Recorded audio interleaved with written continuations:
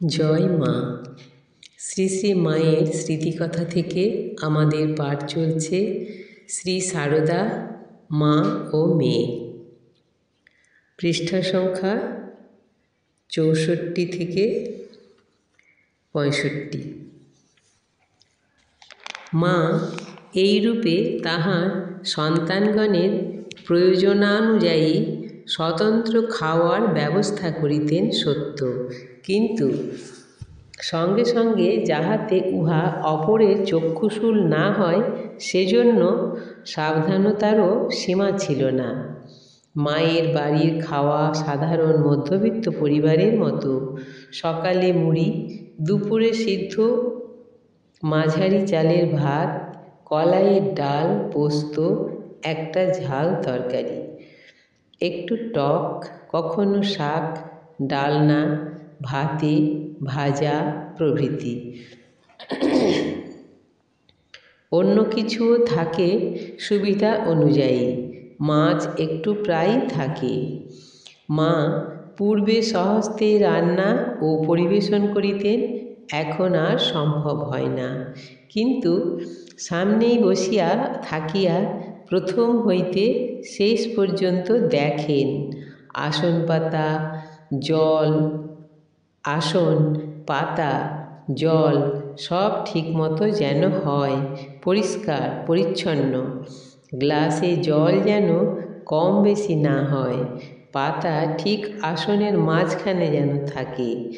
আসনগুলি আবার ঘনও হইবে না, দূরেও থাকিবে না, সমান ফাঁক ফাঁক। পরিবেশন হইতেছে। সুমধুর আহ্বান ছেলেদের কানে গেল, বাবা বেলা হয়েছে, দেরি হয়ে গেল, তাড়াতাড়ি এসো, পাতে ভাত পড়েছে, খাবে এসো। ছেলেদের একটু দেরি হইতেছে, হাতের কাজ শেষ না করিয়া আসিতে পারিতেছে না। মা পাতা আগলাইয়া বসিয়া আঁচলে মাছি তাড়াইতেছেন। খাওয়া আরম্ভ হইল। মায়ের চোখে মুখে আনন্দের প্রকাশ। সুমধুর বাক্যে পরম স্নেহাদরে ছেলেদের খাওয়া দেখিতেছে। জিজ্ঞাসা করিতেছেন, কেমন হয়েছে? কাহার পাতে ভাত নাই, কাহার ডাল কম, কাহার কোনটিতে রুচি, দেখিয়া শুনিয়া বলিয়া কহিয়া পেট ভরিয়া খাওয়াইতেছেন। আর দুটি ভাত নাও, একটু ডাল নাও। রাঁধুনিকে, মাসিমা, এ ছেলেটির পাতে দুটি ভাত রয়েছে, একে একটু কিছু দাও, এ পোস্ত ভালোবাসে, বেশি থাকে তো একটু দিও। কাহাকেও বলিলেন, বাবা তুমি আজ কম খেলে কেন? মা, ভালো লাগে, যা ভালো লাগে চেয়ে নাও, কে দেবে বলো? মাছ থাকিলে ছেলেদের বলিয়া কহিয়া বেশি করিয়া খাওয়াইতেছেন। সকলে সমান খায় না, কেহ বেশি কেহ কম খাইল, মা সকলকে সমান আদর করিতেছেন। কোনো নবাগত ভক্ত ছেলের প্রাণের আকাঙ্ক্ষা মায়ের প্রসাদ পাইবে। মা তাহাকে বুঝাইয়া সুঝাইয়া প্রথমেই খাওয়াইয়া দিলেন, বলিলেন, এখন বসে পেট ভরে খাও, আমার খেতে দেরি হয়, আমি প্রসাদ রাখব তোমার জন্যে, পরে পাবে ঠিক।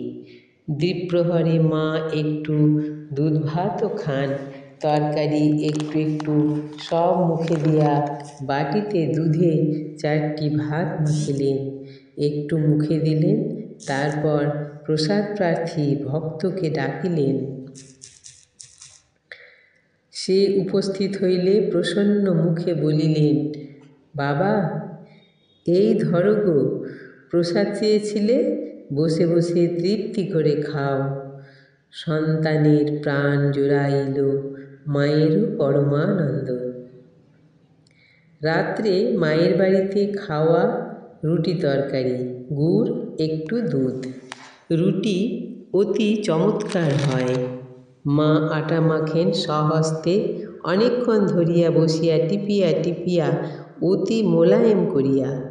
সন্ধ্যার পর ঠাকুরকে ভোগ দিয়া সেই খাবার ভালোভাবে ঢাকা দিয়া কাছে লইয়া বসিয়া থাকেন। যাহাতে না ঠান্ডা হইয়া যায়। ছেলেরা একটু রাত হইলে খাইবে, সন্ধ্যাবেলা ঠাকুরকে ডাকিবে, তাহার স্মরণ করিবে। আবার একটু রাত্রি না হইলে ক্ষুধা পায় না, পেট ভরিয়া খাইতে পারিবে না, তাই মা প্রতীক্ষা করিতেছেন। রাধুর বেড়াল আছে, খাবার চুরি করিয়া খায়, তাই মা একটি ছোট লাঠি রাখিয়াছেন হাতের কাছে। মিটমিট প্রদীপটি জ্বলিতেছে। ঠাকুরকে ধূপ দিয়া প্রণাম করিয়া আলো কমাইয়া দিয়া মা পা মেলিয়া দেওয়ালে ঠেস দিয়া চুপ করিয়া বসিয়া আছেন। কোথায় কোন রাজ্যে তাহার মন বিচরণ করিতেছে তিনিই জানেন। সব নিস্তব্ধ। আজ এই পর্যন্তই। জয় মা।